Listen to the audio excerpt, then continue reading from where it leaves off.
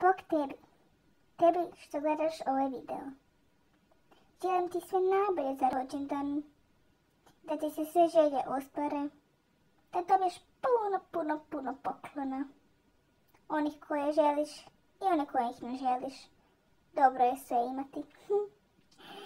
Puno novaca, da si kupiš što želiš, kad ovi pokloni što ne želiš nisu dobri.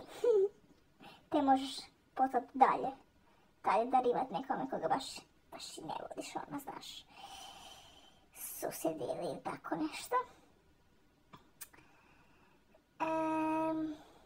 Šta još ti želim za rođendan?